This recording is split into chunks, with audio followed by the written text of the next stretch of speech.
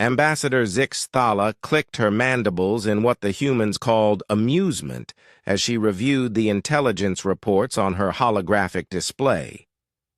The newest species to join the Galactic Federation, these humans, had submitted their military capabilities for review as required by law.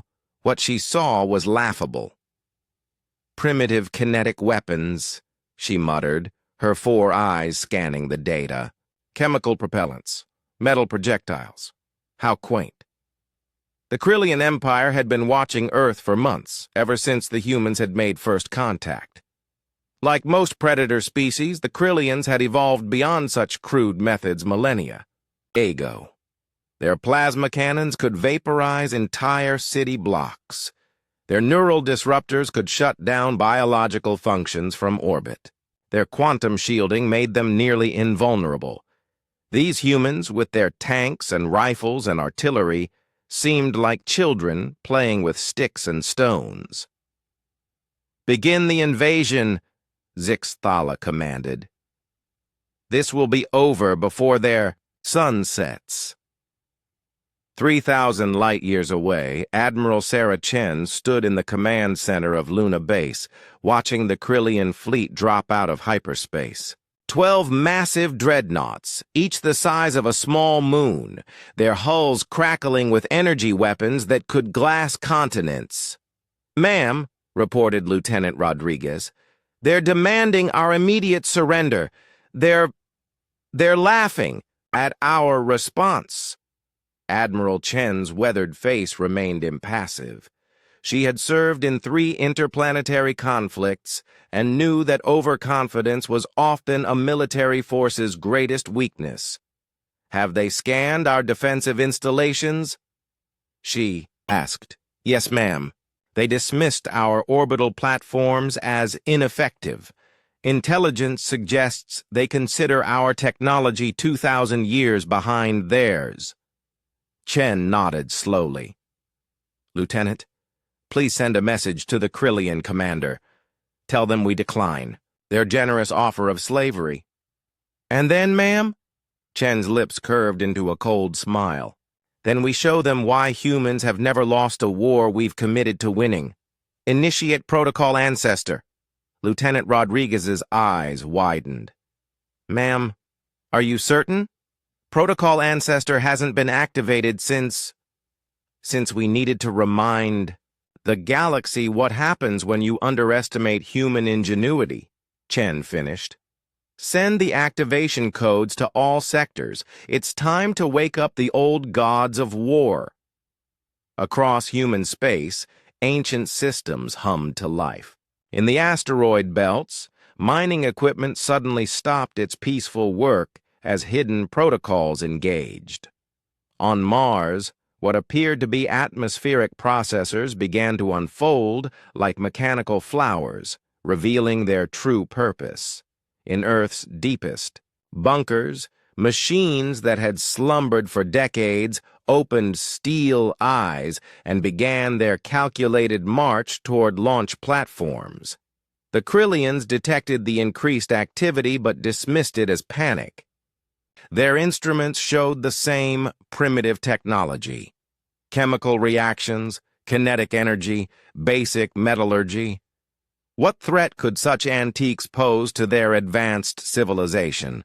They were about to learn. The first wave came from Earth's moon. What the Krillians had scanned as mining charges were actually the great-grandchildren of humanity's first nuclear weapons. But these weren't the crude fission bombs of the 21st century. These were perfected fusion devices, each one a miniature star contained within a delivery system that had been refined across centuries of human warfare. More importantly, they came fast. The Krillians' advanced shields were designed to deflect energy weapons and sophisticated projectiles. They were not designed to stop what was essentially a very large, very angry rock moving at 15% of light speed, wrapped around enough nuclear fire to crack a moon. The first Krillian dreadnought, died in a burst of light that briefly outshone the local star. "Impossible!" Zixthala hissed, her calm demeanor cracking. "Their weapons shouldn't be able to penetrate our shields." Her tactical officer's voice trembled. "Ambassador, our shields are designed for energy absorption and deflection. These are just massive kinetic impactors with fusion warheads. The sheer physical force is—" The second wave struck. From the asteroid belt came humanity's mining ships, but they weren't carrying ore anymore. Each one had been retrofitted with the same technology that moved mountains. Rail guns the size of skyscrapers that could launch projectiles at relativistic speeds.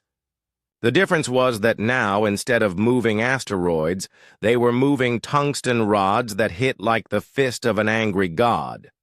3 more dreadnoughts vanished in seconds.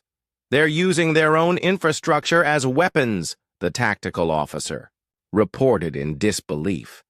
"Their primitive mining equipment, their cargo haulers, even their civilian ships, they're all convertible to military applications." From Mars came the third wave. The atmospheric processors revealed their hidden nature as massive electromagnetic launchers.